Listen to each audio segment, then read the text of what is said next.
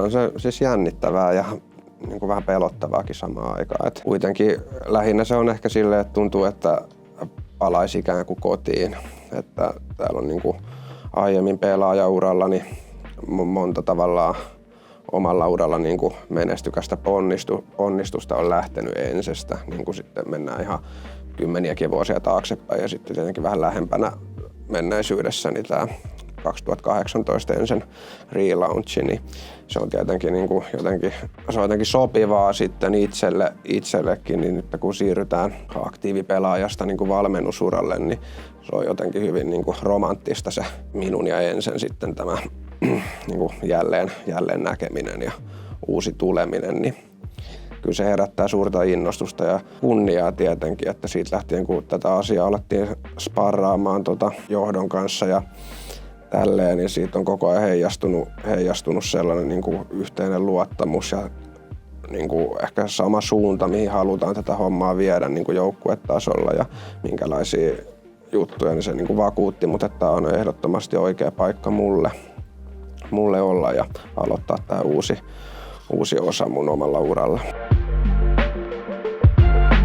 Pelaajasta valmentamiseen siirtyminen, niin sehän on ollut mulla jo vuosia ehkä vähän tuolla takaraivossa, kun on toi aktiivipelaajauran niin kuin huipulla, niin on pikkuhiljaa hiipumaan päin ja se pelaamiseen itsessään vaadittava niin kuin se motivaatio ja tämmöinen, niin kuin sitä on niin pitkään tehnyt ja aika sitten jättää, niin sit sitä on alkanut pikkuhiljaa miettimään jo vuosia sitten, mutta sitten se on ehkä ollut sellainen hautumo, vaan mitä on hautunut omassa päässään ja sitten niin kuin, vähän niin kuin sattuman kaupalla nyt tuli tämä mahdollisuus ikään kuin, hyvään saumaan itselle. Ennen kaikkea innolla odotan sitä työtä, mitä päästään tekemään ja tuomaan sitten näitä tällaisia ehkä perinteikkäitä niin kuin Counter-Strike-arvoja lähtien niin kuin ihan CS:n perusasioista, mitkä sitten saattaa tällä uudella sukupolvella olla vähän niin kuin enemmän hakusessa kuin mekaniikat esimerkiksi, niin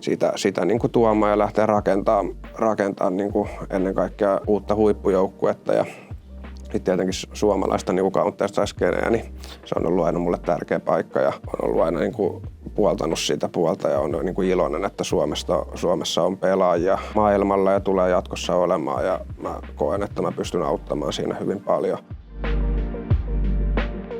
Minkälaiseksi valmentajaksi mä tulen, niin mä en suoraan osaa siihen vastata, mutta kuten tuossa aiemminkin jo otin puheeksi, niin että lähdetään niistä ihan perusasioista ja niiden tekeminen hyvin, että meidän ei tarvitse keksiä pyörää uudestaan, mitä sitten tulee niin kuin joukkuetoimintaan ja siihen, niin rutiineilla ja tällaisella niin kuin positiivisilla toistoilla saadaan sitten varmuutta ja itseluottamusta siihen meidän pelaamiseen ja koen, että kun on pitkä aktiiviura takana, missä on päässyt pelaamaan maailman parhaiden pelaajien sekä in-game-liidereiden sekä loistavien coachien kanssa. Siitä on jäänyt mulle paljon hyviä oppeja ja näkemyksiä, miten asioita kuuluisi hoitaa tai muuta. Mutta suorempi vastaus tuohon kysymykseen on se, että mä haluaisin olla ankara, mutta reilu valmentaja. Etenkin kun on kyseessä ensimmäinen pesti niin sanotusti, niin se oppimisen määrä, mitä niin kuin henkilökohtaisella tasollakin tulee tapahtumaan ja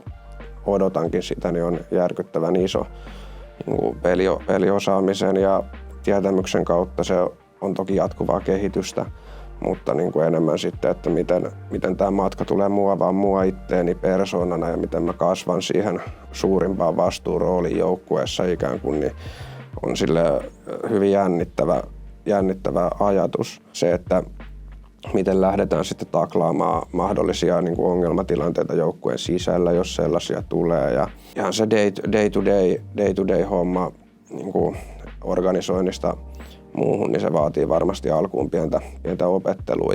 Mutta mä en koe, että se kuitenkaan on sellaista, mistä ei selvittäisi, että mä muuten tässä istuisi, jos mä ajattelisin näin. Mutta siinä tulee varmasti paljon haasteita, niin kuin kuten joukkuetasolla meille kehittämisessä ja valmentamisessa ylipäätään, niin myös itsessä kasvussa. Ja siitä on onnekkaassa tilanteessa, että kun on ehtinyt itse kaikenlaista hyviä ja huonoja asioita puuhastelemaan, niin sen kokemuksen kautta on tullut aika hyvä sellainen ainakin alustava visio, että mitkä toimintamallit on hyviä ja mitkä ei.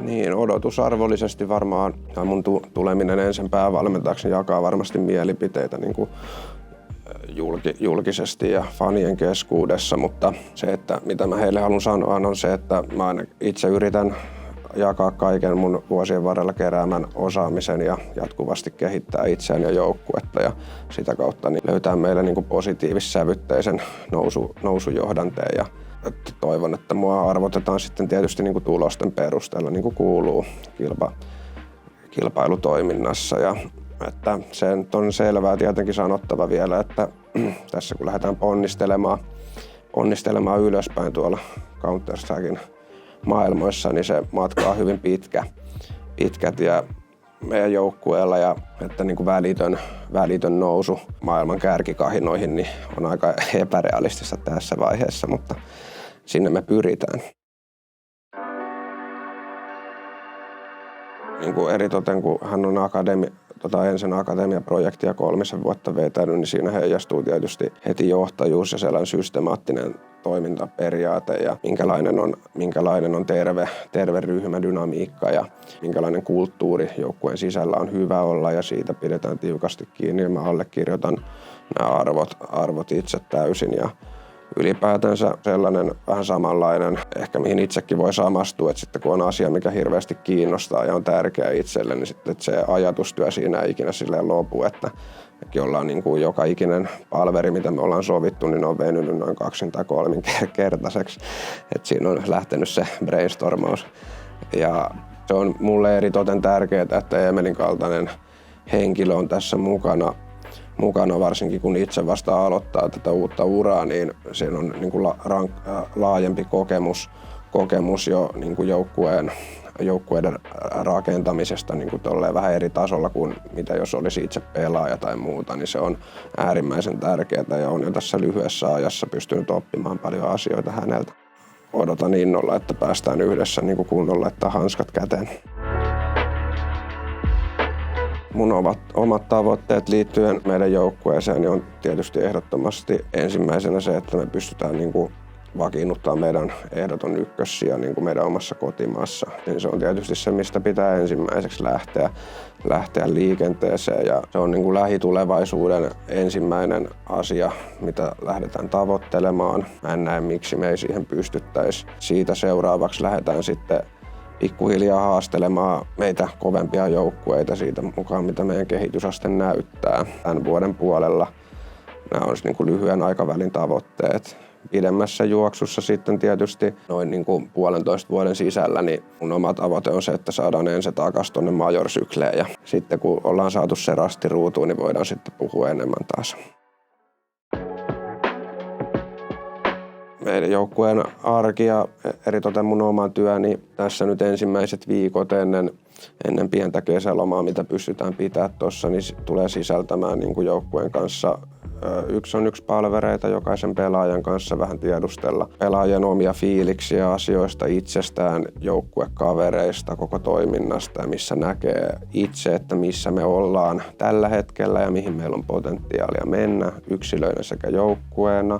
Tulen itse arvioimaan tietysti, että minkälaista porukkaa meillä nyt on tässä, kun pääsee hands-on siihen hommaan. Että toki paljon tässä on jo katsonut ja tehnyt niin kuin alustavaa tutkimustyötä, mutta se on aina eri tietysti, kun pääsee sen joukkueen kanssa puuhastelemaan, miten menee joukkueen dynamiikka ja minkälaisia persoonia siellä on ja missä kenties, onko se, niin kuin näenkö heti jotain, missä voin suoraan heti jo vähän jeesata tai sparrata tai muuta.